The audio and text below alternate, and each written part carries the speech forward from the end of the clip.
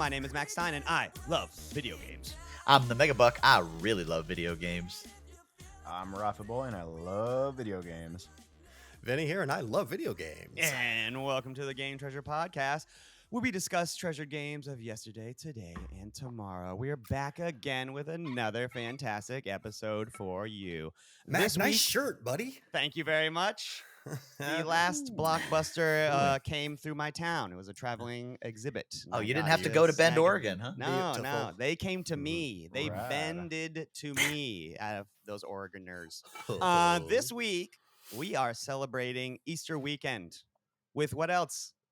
Our favorite video game Easter eggs. Heck yeah. Duh. Easter eggs, baby. And then we've got a very special game to talk about in the back half of our show. We were going to do a hot Steam, but then we fell in love with a game that is not new, but it is on Steam, and it was just ported to the Nintendo Switch. It's Barony. Barony. But first, video game news. This week, on this week's edition of Why Microsoft is Yucky. Hi, I'm Max Stein, and I'm the host of the mini podcast called Why Microsoft is Yucky. On this week's episode, Final Fantasy XIV for the Xbox has its own unique currency that you have to buy before you buy the other currencies in the game. It's called. Is this real? This is real. It's called like Kristas or something. No, before you buy the Kristas. I don't know. Never mind. It's really dumb. Wow. Okay, first of all, quit that idea before you even started. You have to have Game Pass and your Final Fantasy 14 subscription to play 14 on Xbox. What? So Precisely. Stupid. So these things are called 14 coins. Yes. Which is a really good name for them. I'm out. And it's so dumb. They literally say that you immediately fucked it up. Yeah, it's they're used for the transaction fees within the game. I don't know why this is. I'm presuming it's some Xbox legal bullshit or whatever. So this currency doesn't exist on any of the other consoles. And I saw this story and thought, man, you know who probably's got some great opinions on this is Buck and Venny. Yeah. It's stupid. That's my opinion. Write that down. Why? That's pretty straightforward. Why? What You the know fuck why? is- Because what the fuck is wrong with these people? Microsoft is yucky. Microsoft is yucky, yeah. Oh, okay. Let's take a game that is the winningest formula in the history of MMOs Very for friendly. over a decade running, right? Brand new arc coming up in a couple of months, by the way, with Dawn Trail. You know what? No, guys. I got this great idea on how we can fuck people over some more. Let's go. I'm Microsoft, More coins. baby. We need different kinds of coins. But only these new players and or the ones converting over to Xbox, which is what sucks. Bro, Sucks. I've already got 6 kind of tomestones to manage. I can't do another Final Fantasy currency. Well, the bummer is these are people that are new players, and so their introduction to the game is going to be I have to jump through these fucking hoops, and they're going to think it's Square's fault. They're going to think it's Final Fantasy 14.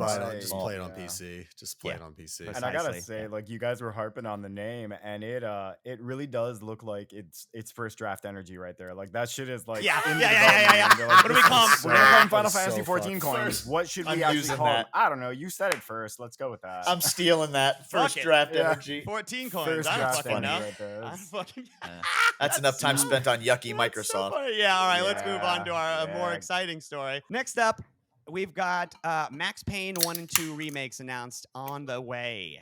Cool. Boy, after Oh, hell yeah. Yeah. I have not gotten to play Alan Wake 2, but I've seen it, and it Me looks neither, like yeah. something I really want to play. Yeah. But I haven't gotten to play Alan Wake 1, so I feel like I can't play it. Mm. But It's not long. Alan Wake 1 is not very long. Dive right in. 1 weekend, you're done. perfect. Okay, well, I'm gonna have to just commit. Honestly, Sounds at good. one point, Yeah, I'm just no, gonna I've have got to it. commit. I've got to play through it. You know. Right. So It's great. they're remaking Max Payne 1 and 2, which if you haven't played, they're great third-person shooters that fucking man when they came out, Buck, I don't know. Yeah.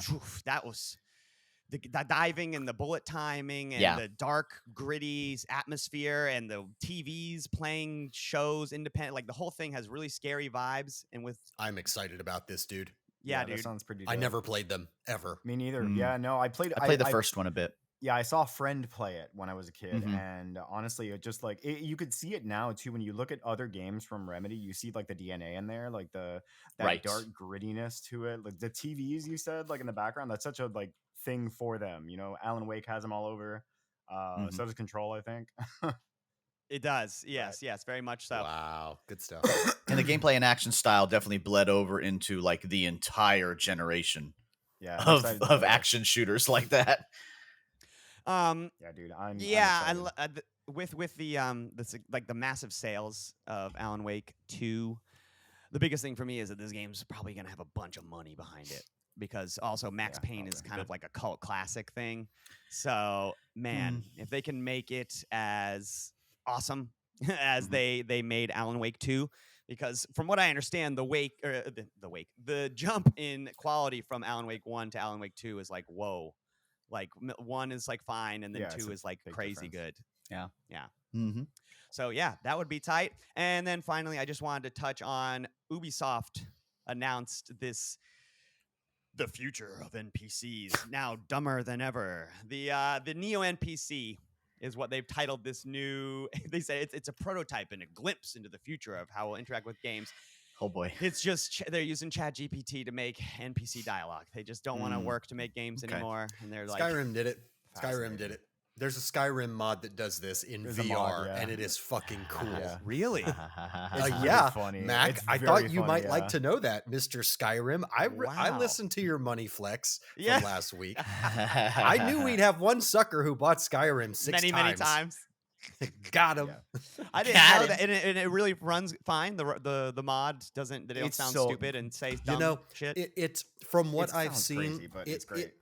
It takes a minute to process. Like it's not very realistic in the reaction time, but Mm. the output is actually really cool. And it's all based, you Yeah. type a question. It's very chat GPT, but I Yeah. mean, check it out on YouTube. I'm sure you can pretty Wow. easily find it. Check it out later. Venny It'll has blow a your mod mind. like that he runs on his stream where you can like ask Albert Wesker questions or other like video game celebrities and be That's like, cool. you know, Wesker, if Venny was trapped in a horror movie, which movie would it be? He would definitely be trapped in Nightmare on Elm Street. You know, like it's like in Wesker's voice. Oh, and that's it, funny. It's pretty good. For only 50 bits, you can ask an AI video game icon an AI question, and it will answer you live on my that's stream. like 50 cents. 50 cents. Hell yeah, go over there and spend your gibbles or whatever the current. What is it? Space bucks. Space nipples. Dollary dues, also known as bits. Bits. Go That's spend funny. some bits on Wesker's voice. All right, but that's it for the news. Let's go ahead and move on to our first segment, y'all.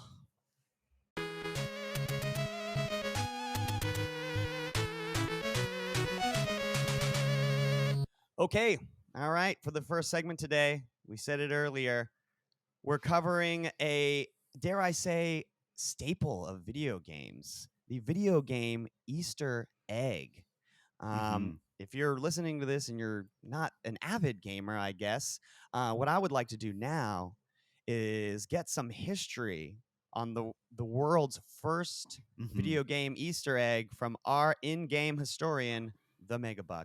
Oh, snap. Take it away, please. Get it, bro. Yep. Again, if you don't know what the Easter eggs are, that's when creators would slip things into games that are pop culture references or hidden things maybe their boss didn't know about. And this all stems back to Adventure on the Atari 2600. The story basically goes is that back then, especially, Atari was very money hungry and did not give any credit to their creators. So if you made a game, your name wasn't on it, games didn't have credits at the end, you basically got no credit for your work. So in Adventure, which is one of the first, let's call it an RPG, you play as a little gray dot and the dragons look like chickens, but you're exploring around looking for items, keys to unlock doors, all those kinds of things. And hidden deep within the game in the depths of the Black Castle, if you go through a sequence of rooms and doors and corridors with keys, you find what is considered to be the first video game Easter egg. And it's literally just a room where you walk in and the guy who created Adventure, Warren Robinett, his name is flashing on screen. It says created by Warren Robinett. That's considered to be the first video game Easter egg, something that was hidden that you had to find. I don't think his bosses knew it was there. So that's part of the fun with that I one. never knew that was the origin of the video game Easter egg. That's pretty cool, man. Yep. This origin Yeah, dude, I story just learned was something. That's awesome.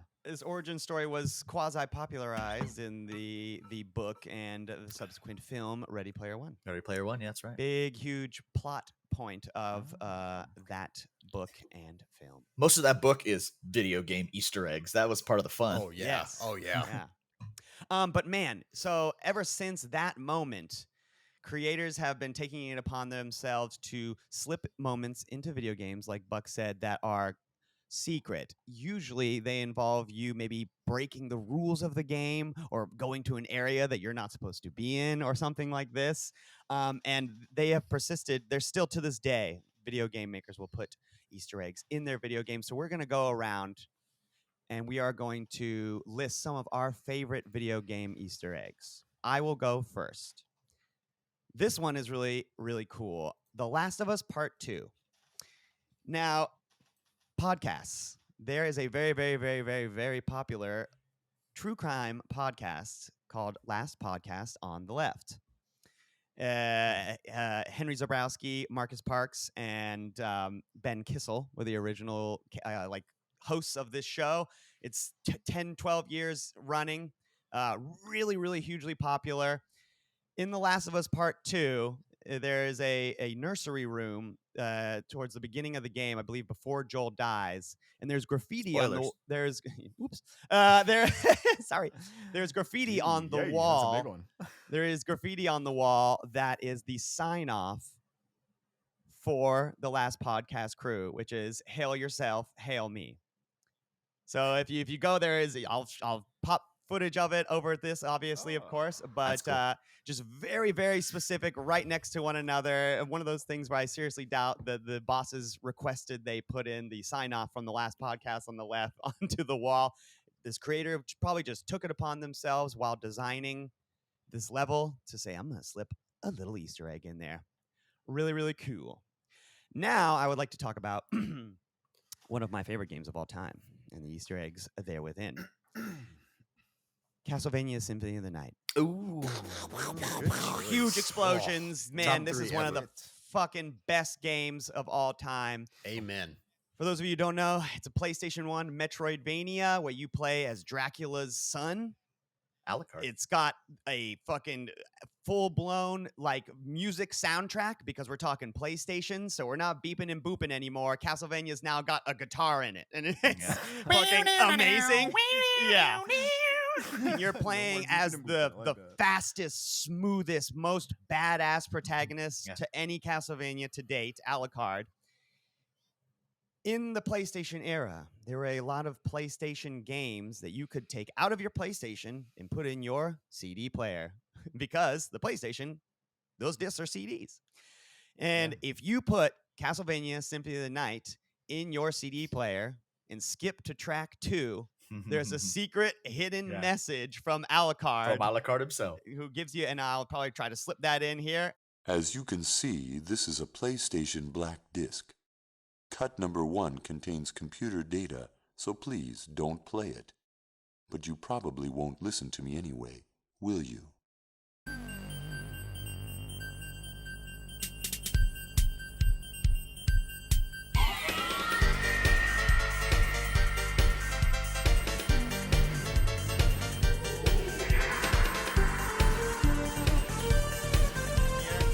Really awesome. The other really cool, it's Easter egg adjacent in Castlevania Symphony of the Night, which is finding the magic spectacles before you go to finish the game to unlock the secret, totally unnecessary, but entirely crazy that it's in there, completely upside down version of Castlevania of the Dracula's castle.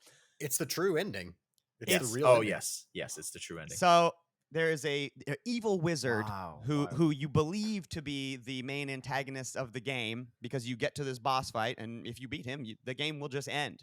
But if you find this secret hidden item and put these glasses on before you fight him, the fight will change, and the entire castle, the entire game, flips upside down and works. And Yeah. what I mean by works is it becomes a whole new game, and you hadn't realized up until this point that if you would take the game and turn it upside down, it Yeah. would still be able to go. Yeah, it's like Can, World of can Ruin I in make Final Fantasy can I 6. make one little comment here, Mac? Yes. Wow. The perceived antagonist is actually Richter Belmont. He's the Ah, one okay. that you encounter, and if you have the glasses, then you can There see we the go. wizard. Thank you very much. And This upon game- defeating the wizard instead of Richter, there you go. Yeah. That's You get so the cool, dude. entire I've game never actually over played again. this It adds game. many hours Yes. of gameplay to the And game. the music. And it's like one of those Oh. things, like Mr. Venacore said, it's the true ending because Mhm. there's like 25 more hours of game to play, bro. Something Like crazy, you're right? not Yeah. done. Yeah. Sorry, what were you gonna say, Buck? I was gonna say, are you aware of the existence of Deedlit and Wonder Labyrinth? Because I don't- me and Venny have don't both I don't know played this game. So a couple years ago, a little indie developer made a Record of Lodos War called Deedlit and Wonder Labyrinth. Oh, I've seen this. I haven't It played is it. it's not very long, it's only like 8 hours, but it is a spiritual successor to Symphony of the Night 100%. Him and I both beat it. Me and Venny both beat it. It is Nice. absolutely phenomenal. It has a bunch of call outs to the series. And if you like want to scratch that Symphony of the Night itch that you just like it's almost impossible to do, 100% that game. That is 100% it. Yeah. It is it. I think Buck, didn't it only take us 3 or 4 streams to beat the whole game? Like Yeah, it 2 only hour took me chunks? like maybe 6 hours, give or take. Yeah, it Yeah. wasn't. It's I not played super the- long.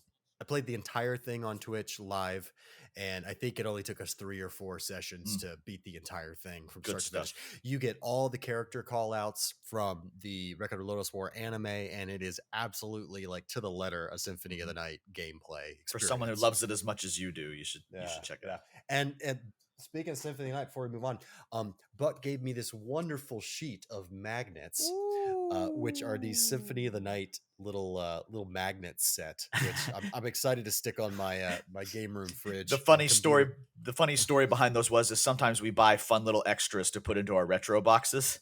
And so sometimes and it's not vintage products, so I'm buying from different purveyors, and I bought those to check them out, and they are way too big to fit in the box. So I have like a dozen or so sheets of those really kick-ass magnets, and they're like twice as big as they could have been to So I work. see them at his warehouse, and I'm like, "Oh my god, where did you get these?" And he could tell I was pretty excited. He was like, "Here, just have one." Have They've been Oh sitting my there for God. 2.5 years. Just take one. I'm spiteful about it. They're so cool, but And then, Mac, real good quick, Easter eggs, bro. before I move on, I wanted to mention one last one. I wanted to get a third one in here, just real quick, which is the infamous hot coffee mod of Grand Theft Auto 3. God, I forgot about that. Technically an Oh my Easter God. egg because while this is Yes. not in the base game, I had this forgotten. this is a mod that unlocks information that is already in the game. This was not something modded into it. It was hidden Interesting. code. I didn't know that. That's true. Yeah. That's true. And what it allows you to do is I have thought this sex. was in the game. I never actually. No, that was the whole controversy, is that it existed and they just found it. Precisely. Oh man. So Grand Theft Auto wanted to right. give you the ability to just straight up have sex and watch yourself do it, and then they're like, "Should we put it? No, let's not put it in." But they didn't take it out. loves a little bang bang boom with Yeah. their Grand Theft Auto. So those are my some of my favorite video game Easter eggs. Buck, what are some of your favorite video game Easter eggs? I have some really good favorites here. One in particular that's a whole lot of fun was Ryu's Hadouken in Megaman X1. Ah, yes, That was fantastic. really neat. If you guys have never done that, it was like after you completed a certain sequence of them, you went back to Armored Armadillo's stage, caught that jump at the end. Right before you fought the boss, you go up to the top, and there was a capsule of Dr. Light wearing Ryu's bandana, and he gave you a Hadouken that would let you one-hit kill anything in the Everything, game, including yeah. Sigma and everything else. Sick. Super cool one. Really good one also is the Chris Houlihan room. If you guys have never seen that, heard of that before, back in the day, Chris Houlihan won a Nintendo Power contest, and in the coolest way, they programmed a secret hidden room into Link to the Past for him. It involved getting the Pegasus boots and running off a certain cliff and all this crap, and found this room full of a bunch of blue rupees, and it just had a message that said, like, my name's Chris Houlihan, this is my room, it's a secret, don't tell anybody, something Yeah. like that. I mean, how cool is that to get Can your you imagine someone thrown in there? being him and going to school? You guys play I Zelda know, yet? seriously. You Yeah, guys play that? Did you- yeah, right. chance? I mean, it's really hard to find. So You he's should probably probably like, go to this one area in the Yeah, game. And, I right, don't know, just go like wink, inside wink, and nudge, just see if there's nudge. anything in there. I don't know. Yeah. Man, Chris Houlihan. Holy shit, Chris! Everybody's going. Chris Houlihan gets all the chicks. Oh man. One more really cool one I'd like to mention, because if you didn't know already, I like Mega Man, is in the original Dead Rising game. If you, in a what? single run, could kill 53,594 zombies, most easily accomplished by taking one of the cars into the lower sewer areas and just going back and forth for 3.5 hours, because I did it, you could unlock the real Mega Buster with Yes. 300 shots. What? Straight up Oh, equip it, no run around the mall, way. and blow up Crazy. zombies as Mega Man, basically. Yeah, well, kind of, sort of. Well, you could wear like a Jason mask, and you could Yeah. have a Mega Buster, and it was. Don't tell me that Dead Rising's not awesome. Buck, you had to. You had no choice. You had no choice. 53,594, dude. Good It's God. literally 3.5 hours of car. You memorize the path, turn around, they all had no respawn. choice, guys. His icon in Discord is actually Mega Man. It's Mega Man. And the man's got a Mega Man helmet in I'll wear his it. display case. I'll wear it on Yeah. a different episode. We'll have a for you. Mega Man day, I'm sure. If we ever get a new Yeah. Mega Man game, maybe. There you go. Very nice. Those are fantastic. Raph, your video game Easter egg, sir. Yeah, no, I've got a couple. I mean, you guys, I'm assuming are fans of the Fallout franchise, right? Oh, hell yeah. yeah, Big right. fan. Big New fan. Vegas is probably my favorite one, and New Vegas has a little bit of a guest cameo in it, and that guest cameo is Indiana Jones himself. So I it's- have never. Was I he have not was he played New swinging Vegas. over pits? Was he No. running from giant boulders? None of those things. He was hiding in a refrigerator, and it's just his skeleton. And you can actually grab the hat and take it, and you can wear it. You mean like what Um, would have actually happened to a man yeah, if he right, hid yes, in a yeah, refrigerator to an Yes, atomic exactly. explosion? Fantastic. Yeah, Crystal dude. Skull's stupid. Yeah, it's a good one. The other one is a game that I haven't finished. I'm actually playing now for the first time. But Silent Hill 2 apparently has a dog ending, which is pretty well known. Where Dog the, percent. the Shiba Inu is sitting at the control chair, just running everything, and that's what the whole thing was from the beginning. Silent Hill's been set up by a dog. Right, Yes. exactly. Yeah. Some people consider it the good ending. Konami doesn't make games anymore, but if you go to their official shop, you can buy a plushie of that dog. Oh, really? Nice. It's in like all the games, right? I think in like it's been in most of them, right? That Shiba Inu, I think. In the Silent Hill games. Yeah. I think it's like an Easter egg in most of the games. I think most of them have the dog ending or the UFO ending, which is If like it doesn't, another- it should yeah. be. Yeah, right. Yeah.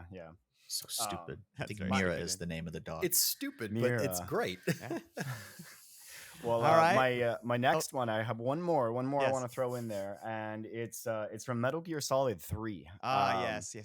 Metal Gear Solid 3 is a game that I have played many, many times, and I actually found this one by accident myself. I stumbled on it like an actual Easter egg, and it happens when you get locked up after the torture scene. You end up getting locked up, and if you go to sleep, you save and you go to sleep, turn your game off, turn it back on while you're in the prison, you wake up in this like nightmare mode, a completely different game mode. It's like a hack and slash sort of Devil May Cry style game. And it had a name. I can't remember it right It's now. called like Action Hank or something. No, I've got it right literally. here. It's Guy Savage. Guy Savage. There you go.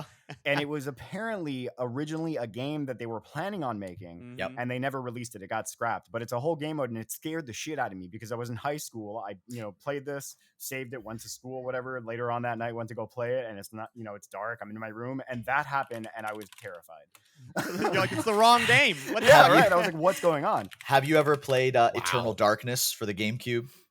No, I haven't. No, I've It, heard it game's does that amazing. kind of shit to you. Yeah, It's a it's very good. psychological thriller kind of thing, and it's one of those games where you'll be playing it, and all of a sudden the game will pretend switch inputs on you, and it'll show like video 2 in the top left-hand corner, video Right. 3, but your game is actually still going on in a little bit of the corner. It actually will. That's awesome. It will actually pretend reboot your GameCube and play like the GameCube boot up screen to make you think that your game like errored or messed up just to fuck Yeah. with you, Yeah. and then return back to the game after like We'll 20 end up seconds. talking about that game in October because that is Oh, a shit, fucking yeah. hugely Wow. infamous For game October. for sure. Wow. It's a great game. Mr. Venacore. Oh man, I'll start with the first Easter egg I ever noticed ever, and that was in the driving sit down arcade game Cruis'n USA.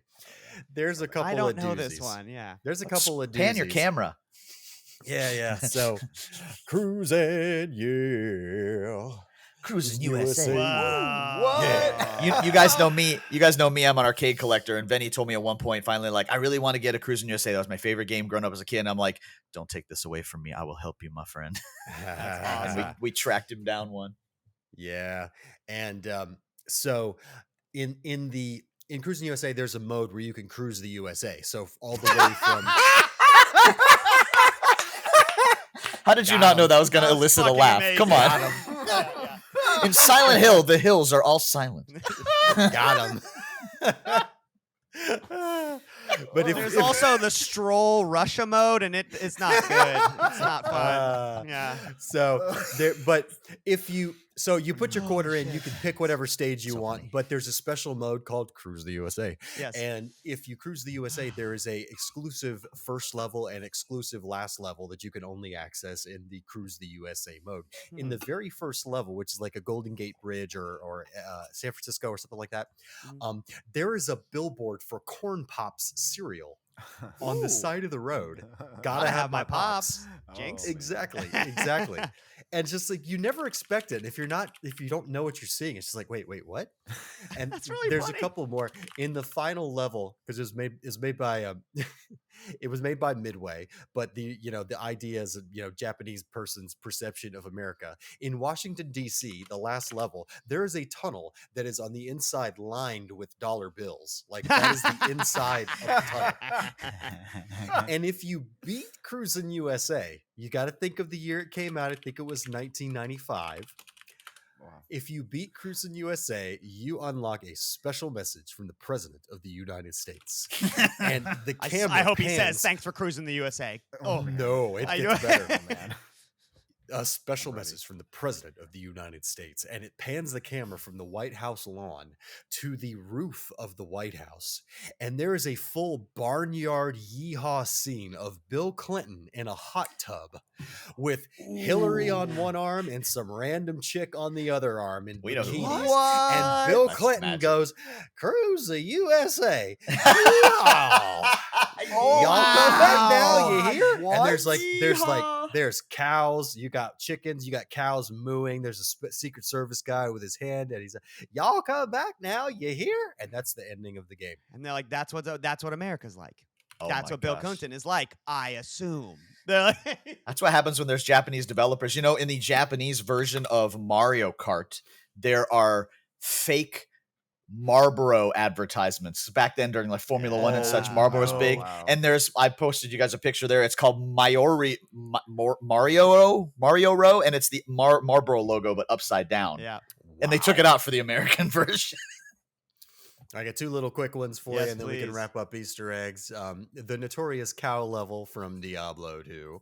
I don't know what because you're there is- talking about. That's a good There one. is no cow level. Diablo 2, and then if Too long Diablo of a story. 3, there is no cow level. But there is a My Little Pony style unicorn level in Diablo 3. If you Is that didn't know. really? Big, bright, shiny unicorns, like that's rainbow funny. unicorns. And in Diablo then- 4, there is no cow level because is no Blizzard cow hates level. us. Yep, I know, because Yeah. Blizzard is Blizzard.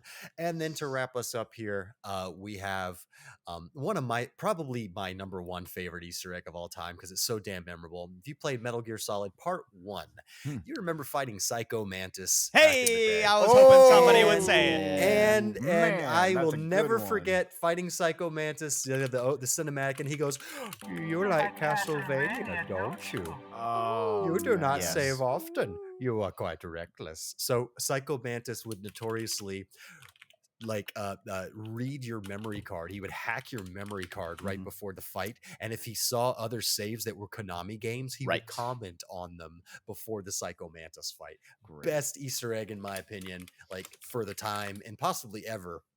Because their if you don't Psycho have any other Mantis. Konami games on your memory card, you don't get it. You just don't see Right. that interaction. You just don't and see then- it. Yep. Yeah. He might say something like, "Oh, you don't save very often." He Yeah. noticed there aren't very many saves on like on your play data, and he'll Mhm. comment on that. But yeah, I'll never forget. That's You a play fantastic one. Castlevania, don't you? For real what? gamers- How for does real- he know I play Castlevania? And that Castlevania was probably Symphony of the Night. And it was Oh, Symphony yes, of the absolutely Night. it was. Exactly. because we didn't get many Castlevanias back then because Exactly. they hated us too.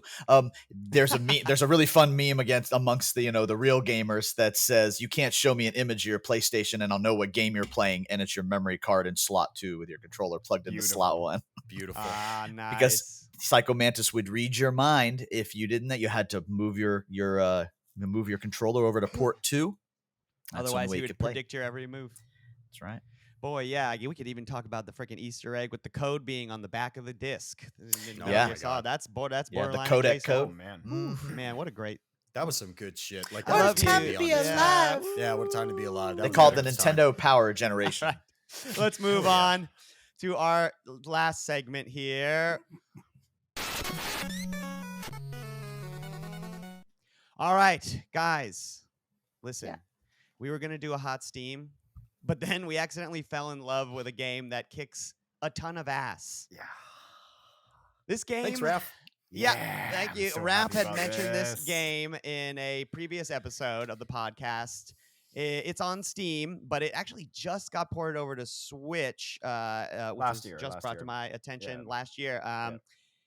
It's Barony. Developer Turning Wheel, published by Turning Wheel. Boy, AKA Steve, Yep. probably. probably, I right, presume. Ricky Um, and John yeah. at Turning Wheel made Barony by themselves. Barony is a 4-player roguelike voxel graphics, so it looks like Minecraft basically. RPG. What else? Like Murder Roguelike. simulator. yeah, Hardcore roguelike. RPG dungeon crawler. Yeah. seriously. Permadeath, unforgiving. We played because we played on Raph's suggestion, and we didn't think anything of it, and then we ended up falling in love with this game. We were playing it earlier today, and I'm probably gonna play it later today. Absolutely. So the way the game works, as I said, it's a roguelike. So if you're not familiar with what that is, basically, it's randomization. It's a series of runs. The game is quite difficult, as we mentioned before, because the premise is that you're going to be doing this many times. There's numerous classes within the game, so they're very D&D adjacent. You've got things like fighter, barbarian, rogue, wizard. Yeah. There are DLC classes that are a little bit more complex, but also still pretty D&D adjacent. You've got like an artificer or a warlock or things like this. But man, to try to, I guess, surmise it, it's a dungeon delving game. Every time you start a run, you start your character of choice, your class of choice at level 1, and you and your friends just try to see how far you can go on each right. run. Raph, you were the person that introduced us to this game, so go ahead. I would like to hear your thoughts on Barony, your gush on Barony. Well, Barony for me is like it's honestly the best example of like the roguelike gameplay, like true roguelike gameplay, and I'm talking like classic Rogue or NetHack or something like that, something from like the 80s, but in a more modern style. You're not playing turn-based, tile-based. You're playing, full motion. Your friends are running around screaming, running from rocks that are rolling at you, or trying to figure out how to, identify these potions that you picked up or whatever. But yeah, no, this game, I've been playing it for a little while, and it's gotten so many good improvements, man. Like when we were playing, I was looking at the UI, and I was like, this looks gorgeous now. This looks very playable, very readable as far as UI goes. Mm-hmm. Yeah. But dude, like just the experience of going into a dungeon with your friends and diving down, floor by floor. I think the goal of the game is you get to a certain floor, and I want to say it's like floor 26 or something like that. Wow. But Oh yeah, my there God, is we're an nowhere end close, point. Buck. No. Yeah. What have we No, gotten to? never. Like Yeah, 8, yeah. 10? I think Yeah. 11. Yeah, we've gotten nowhere near it, and it just progressively gets harder and harder. And Yeah, that forest is hard. Dude, I love the way that this game it's so voxely, it's so like lo-fi, but it still Mhm. feels like I'm exploring somewhere, especially with the new update. The Eat My Hat update, it's added the mimics into the game, which is like a fairly new feature. Oh, so fun. Can we terrifying go back to feature. before there were mimics in play? They're bad. Right, They're so dude, isn't hard. it so like They are very earlier strong. today we were playing and like Mac and I walked out of the starting room, walked out and immediately were presented with a chest. So and great. just like What do we open do? it? Yeah, do yeah, we like- open it? Like we've been in the game for 3 seconds. What Yeah. do we do now? You know, there's a 10% chance it's a mimic. The Yeah. first couple times I played it, I thought the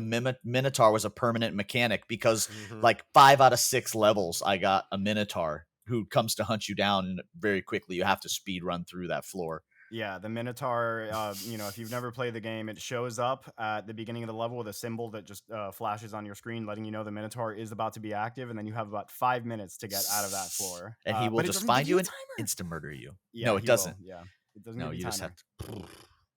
Yeah, Mr. Venacore, what are your thoughts on Barony, sir? You know, it gives me this old school EverQuest vibe, and not because Ooh. EQ, Interesting. not because EverQuest was a action-y kind of game, but just the look and feel of it, the Huh. style of music, the look, just the graphics and the look of it. You know, that very Yes. very low poly, low texture, and I like that. I was kind of raised on that. That was my first 3D gaming experience, and the fact that it's so quick and easy to get into.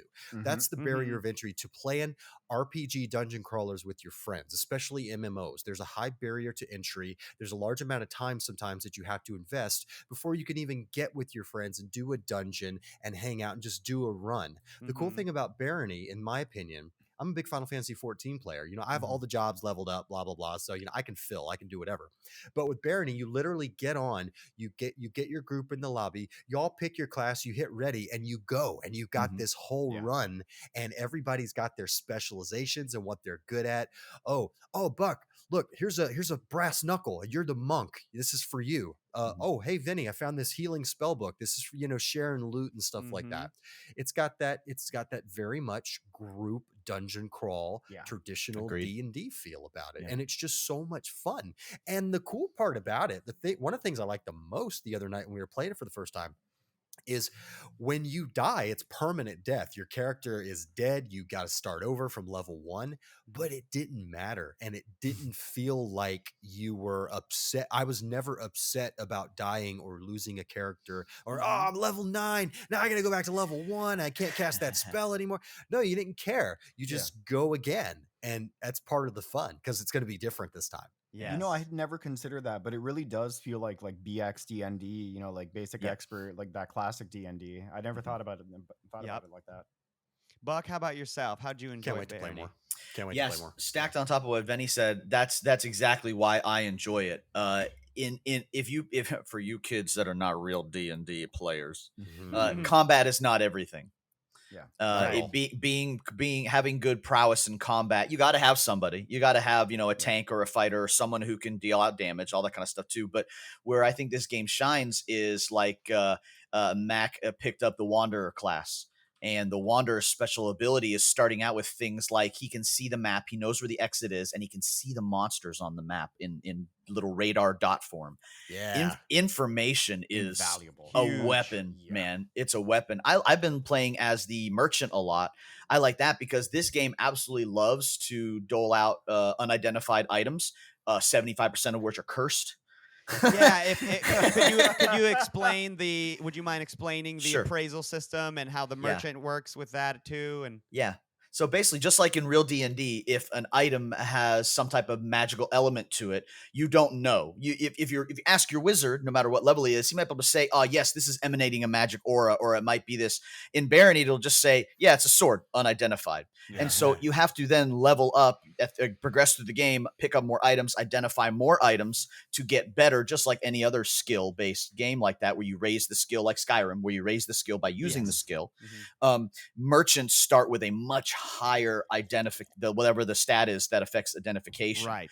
And so I think it's like perception. And they start with a monocle that really an item that helps them do that too. Mhm. And so the merchant, like at level 1, can identify like every item that the party finds. And so 1, you're able to, like we jokingly say, that's the curse corner, throw all the cursed items in that Right. corner. Yeah. And then, okay, guys, this helmet's good, this shield's good, this sword's good. Cursed items in Barony are like a perma attachment items. If you equip a cursed sword, you cannot unequip said sword until it breaks or Right. you uncurse it.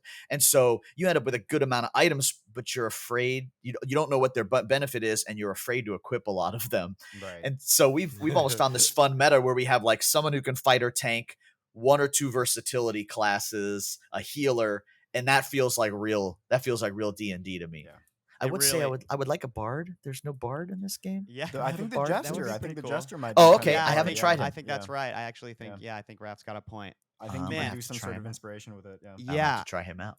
All of those points you guys made it rings so true. My favorite thing about this game, it coincides with Vinny's point about dying, which is that the randomized dungeons in this game are so good. Usually Mhm. when you die, it's not like, oh, piece of shit, like that was impossible. It's always something where like I didn't look up. Yeah. I walked into that room and I wasn't paying attention. I got squashed by a rock. Like, oh, silly. Right. What Or about the like, barrels? Always your fault, never the you game. very rarely feel like the game is gypping you and that it's unfair. It's usually like, you know what? I shouldn't have split up. I'm the healer. That was silly of me to go on my own. And then even when you die, you become a ghost who can still float around the level, assisting other players by finding things for them, by pushing objects, by slowing down enemies, by making light, a slew of different things. So when you die, that's not over. If your friend grabs your stuff and gets to the exit, you can go and get respawned. And so when you die, you have every incentive to go, okay, don't die. I'm going to go find the exit, or like, I'm going to scout for you. I'm going to distract the enemies for you, whatever. It's So such a cool mechanic. it's so fun. But me and Raph were exploring today, and just like we found this room that when we entered it, like there was a bunch of holes in the ceiling, and the holes like this special type of trap where when you go under it, a big Indiana Jones style boulder will fall and roll. And a bunch of them fell in succession. We barely made it out. We escaped the boulders, but then it was like the boulders were in the way of the door that was leading Yeah. to the exit. We couldn't get to that. And so, and there's a ring and an ability that you can get to push boulders, or if you're the barbarian, you start with that ring to push boulders. But if you Mhm. can't, like we were just like, oh man, we triggered the trap wrong, and now we can't get to that fucking exit. But it was one of Yeah. those things where it's like, you know what we should have done? We should have used the scroll levitate, because Yeah. then we don't trigger the things on the floor. And so Exactly. that's some D&D shit to the core. And this game is not expensive. It's $19.99 on Steam. It's got expansions that are like $3.50. And you get like 4 new races and 5 new classes, and there's like, oh man, so much stuff. I want man. to say something very special too about this game is because even though it's been out for a long time, the developers, especially with the new Switch port, they have like started releasing a slew of updates. Like they just did the quality of death update, which I think Not quality of life. yeah. I Yeah. think it fixed the UI, and they added a whole bunch of the points that we liked about the game. A lot of that stuff was added in this update. And then now the Eat Your Hat update, which is a bunch of the new stuff like the mimics, but a bunch of cool stuff too, not things that are terrifying like the mimics. It's so fun. They keep working on it, dude, and it's Yep. just gonna keep getting better. Man, today it was I play as a character who starts with a spell to be able to map out the entire floor right So away. good. You have a certain So number of them, but I do that, and then Buck plays as a character. The merchant starts with a pickaxe, and what we realized today is that these randomly generated floors, there are certain rooms that are stuck behind walls. You can't. Randomly There's no generated door. secret rooms. And so we're walking around. I'm going, okay, Buck. There's a room on the other side of this wall. And then I move out of the way. He hits the thing. Boom. There's a fucking room in there, and there's treasure in there or something. And it's just like, Yeah. that feels so cool. good. I cannot fun. explain. There's a bunch of different biomes. Me and Raph got to like level 10 earlier, and we were in a crazy Nice. lava zone thing. And it was, oh man, Oh, it's we so haven't gotten there yet. fun. It's so fun. Barony, It scratches that itch. if you've got a group of guys that you regularly play games with, fucking go pick up Barony, and each of you find a class or two that you like, and you can just run that game for all night, baby. Oh It man. warms my heart. Yeah. guys. It warms my Anybody got any heart. other closing things they want to say about Barony before we move I to our said what my else you piece. got? I'm just so glad you guys enjoyed it. That's I'm all gonna. I'm saying. It's really good. I can't wait All to play some right. more. Yeah, I recommend it. Go play it. Let's move on to our what else you got and close out the show here. Barony. All right, guys. It's what else you got this week.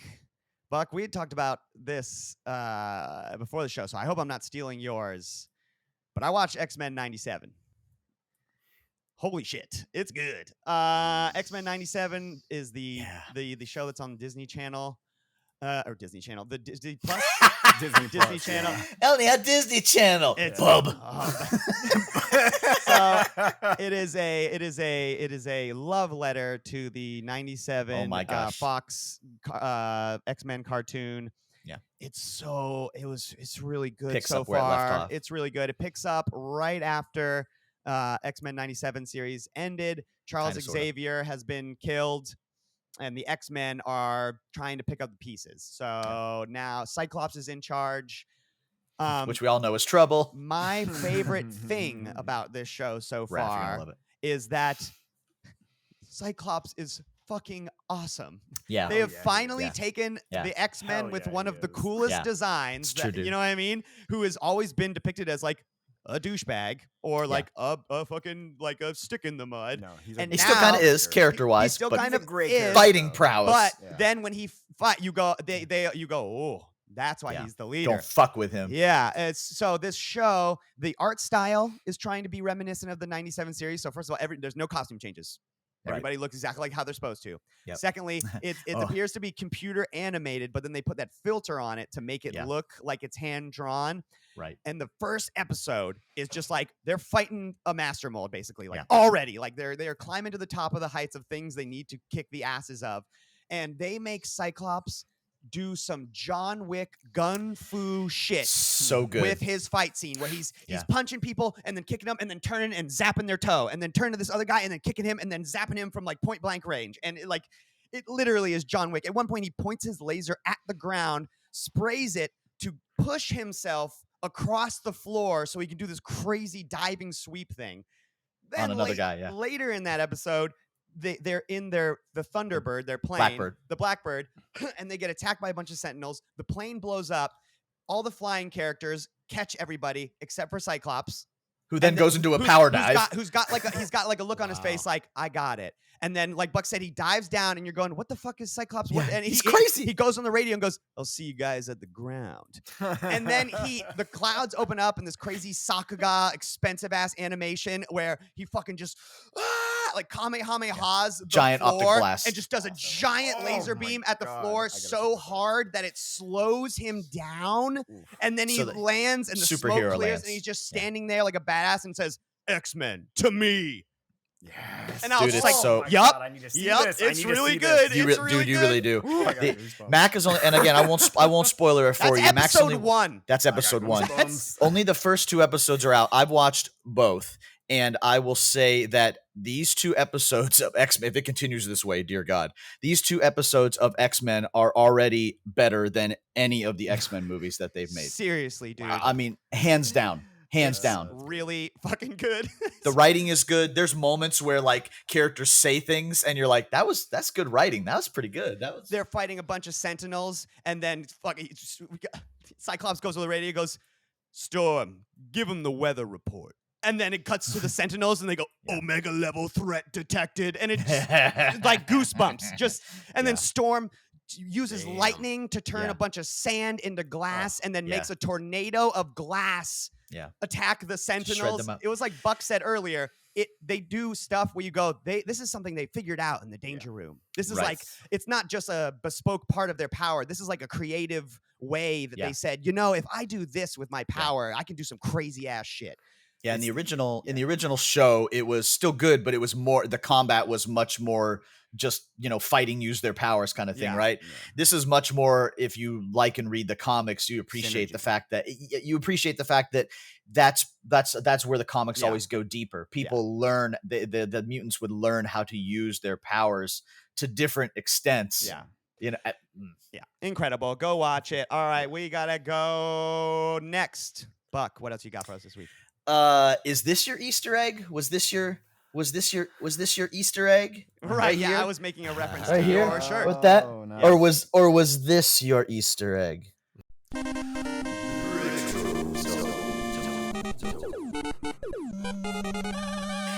I present to you the X-Men game for the Genesis. I wanted to bring this up just because of X-Men 97 coming out, because this is very closely along with the release of those with the show when the show is out. If you never played this one, it was a really great single player action adventure platform beat 'em up. Call it what you want, mixture of those things. Platformer beat 'em up. Move left to right, hit things with your mutant powers, and jump up and down A little bit of sometimes. jumping. You started out in the danger room, and you picked one of four pretty good X-Men. I think your choices were Wolverine, Cyclops, Gambit, and Nightcrawler, right? That sound about right. That's correct. And then some of the others, like Storm, Iceman, they were like assist characters that you could get a certain amount of limited use items during the levels of it. But man, this took so much advantage of like the color palettes that the Genesis pulled Yes. off to give it that really good gritty feel. I mean, you started in the danger room, the sound effects and the music going with it, the Genesis sound chip really lent itself to this aesthetic.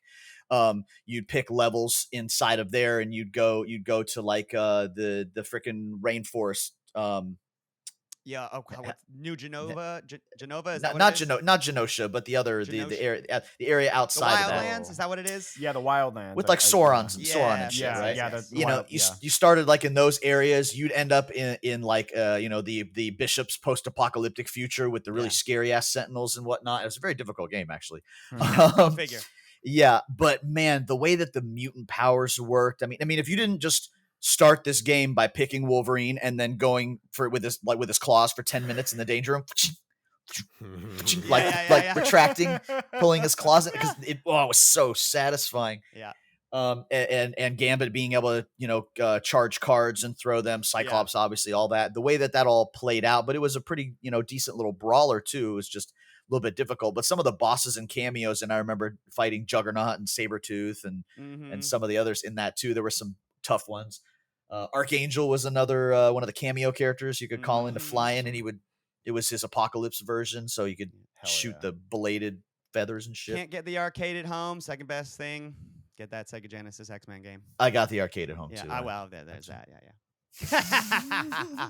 God, what a good but game. It's true. But it's magnificent. This was I mean, we got what was it, Mutant Apocalypse, the one with Cyclops in it for the Super Nintendo, which was pretty good too, in a different thing. But this, when you get a game like this and it doesn't just throw you into level 1, it throws you into danger room, and you start with that kind of stuff, like that was super cool. Really cool.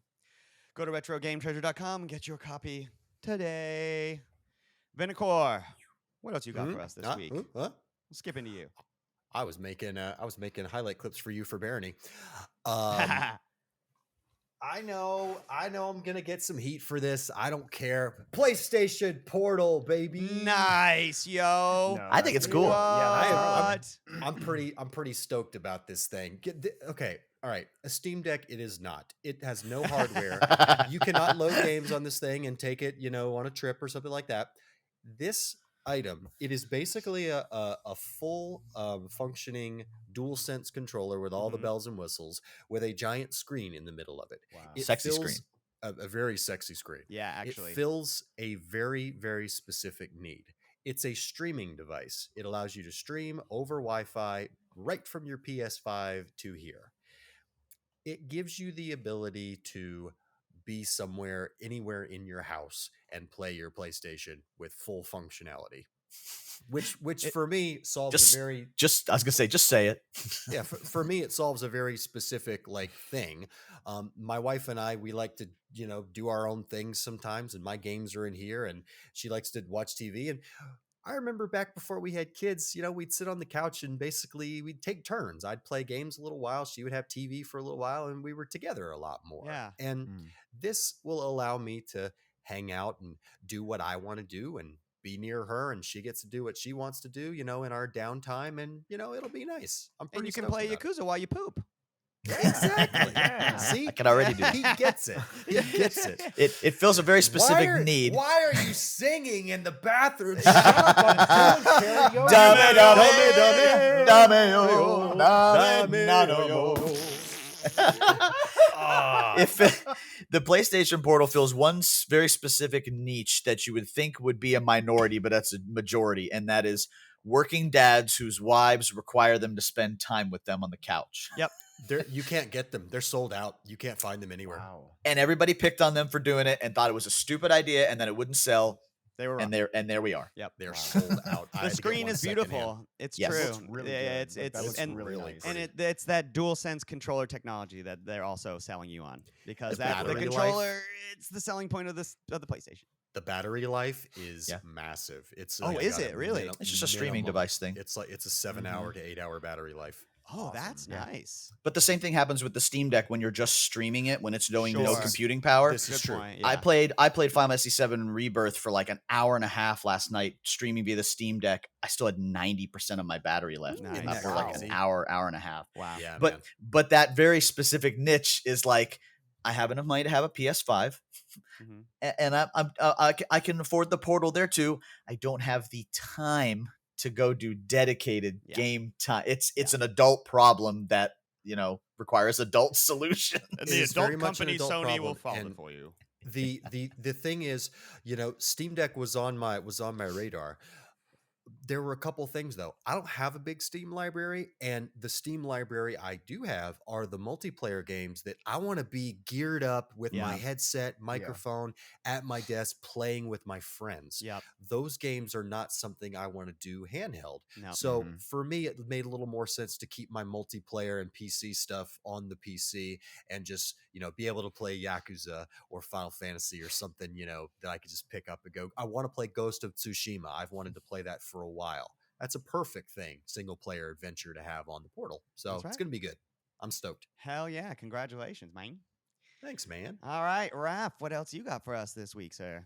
I played that Sandland demo, and Hell yeah, so did I. What did you think? How was it? I liked it. The demo itself is honestly not a lot. Like it's just No. a small part of the map that's just invisible walls. Ooh, excuse me, invisible walls that kind of block you in. But I don't know. It gives you a sense of traversal. It gives you a sense of combat because the area has a bunch of enemies and there are little points to kind of explore. But it feels good. You're just driving around on a big open expanse of sand, and yeah, you're fighting enemies randomly. Yeah, I know. Almost yeah, right? spit out my Yeah, water. literally. There's This is the land. second time We're this doing a episode. lot I'm of yeah, sorry, we're doing a lot. Second time this episode. There's a lot of yeah, landy sand. I gotta say the vehicles feel cool as hell. Like the tank, I like the tank a lot. But I love traversing on the bicycle the most. The motorbike, I like the bike. Yeah. yeah, the motorbike feels really good. And I had a lot of trouble with it when I first started, but then I figured out how to do the drifting, and I was like, okay, this is really cool because you can kind of drift through the sand. You can use it for combat by running at something, hitting it with a machine gun, and then hitting that drift, coming back behind it, and like hitting it from behind. And then you also have a big mech suit where you can kind of Yeah. walk around in, and It's that feels Akira really good, Toriyama too. is hell looking. Oh my god, the Yeah. designs Everything look so is, yeah, good. obviously.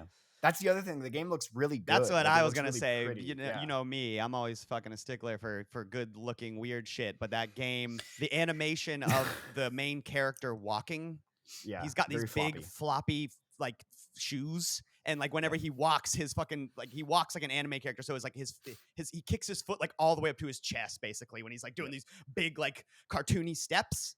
And Very the game, One Piece. it's very very One Piece, very I don't know, like just silly zany walk. But then the desert itself is hyper realistic looking. Everything is super serious, and then you've got this like purple character like doing this goofy walk. And I was like, I like this. This is fun and It's cute. great. Yeah, Yeah. that's cool. A lot of that's very cool. Toriyama dinosaurs running Yeah. around, like there's Ah. that signature de- Toriyama look for his dinosaurs. They In all the got it. demo, Any the Ayla Easter eggs? they give you a couple extra like guns to switch in out of your tank. So Mhm. you can try the tank with different vibes. Like, do you want a tank with a big gun with few shots, or one with like a lot of shots that don't go very far, stuff like that? But Mhm. I liked it a lot. It's free on everything, I think, right now. The demo on Switch, even. It's not much, but it definitely made me like I want to buy the game. Like when it comes out, I'm definitely gonna get I that. think, Just- yeah, it's yeah, pretty it seems cool. fun. Neat. That's cool. That's nice. Hell yeah! Rest in peace, Akira Toriyama. Mhm. All right, and that's it for our show. Another one in the books. Thank you so much for listening, everybody. Happy Easter, if you fuck with Easter. And make sure to like and subscribe on YouTube and Spotify. Make sure to check us Jesus out Christ. on Instagram and TikTok because Jesus said so. And lastly, you can help us out directly by giving to our Patreon at patreon.com/thegtp. But you can find all that information at our link tree. Linktree/the-GTP. Join us next week when, and this is a little silly, but I swear to God, it's going to be National Walk to Work Day. So we're going to talk about Death Stranding. That's right.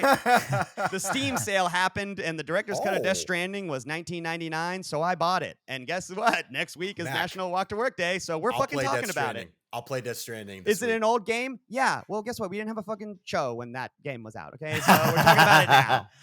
Still popular, I guess. We want to thank Crunkwitch for the use of our theme song, Clash of the Droids.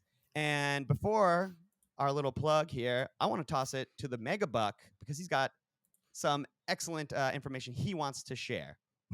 Yeah, everybody, I just wanted to do a new little bit that we're going to add in here, I think, on a weekly basis where we just say thank you to our new subscribers to Retro Game Treasure this past week. So make sure if you're a new subscriber, listen for your shout out on future episodes at the end of every episode. This week's new subscribers were Brian Dawson, Elijah Dominguez, Yasmin Ising, Jeremy Hunter, Sebastian Britton, Nicholas Hewitt, Jerry Polka, Wesley Nelson, Christopher Kilburn, Cameron Wolfson, that's a cool name, man, Tyler Root, Jeremy Kramer, and Lupe Salazar. Thanks, guys, for subscribing. Look forward to your first box coming up next month. Subscribing? Hell yeah. Subscribing to what you say? Subscribing to the RetroGameTreasure.com, owned and operated by the Megabuck. That's right. Buck himself owns this motherfucking business. RetroGameTreasure.com is a monthly subscription service that sends collectors bespoke boxes of video games each month. Dude, I'm talking about every console generation from Atari to the PS4. This guy knows his fucking video games. Simply make your profile at www.retrogametreasure.com and you'll receive games tailored to fill out your collection. Fill out my collection. Yeah, you tell him what games you have, and you won't get those games again because you don't want 2 copies of those games. You want to fill out your collection. And you don't like sports games in your collection, right? Because you don't like sports games. So just tell him that, and he won't give you sports games. Like, ever. You'll never get sports games. This is your collection, okay? But I Retro love Game It's almost like we Treasure. thought this through. RetroGameTreasure.com. Obsessed with video games since 1985. My name is Max Stein, and I love the Game Treasure podcast. It's so bad. It's so bad.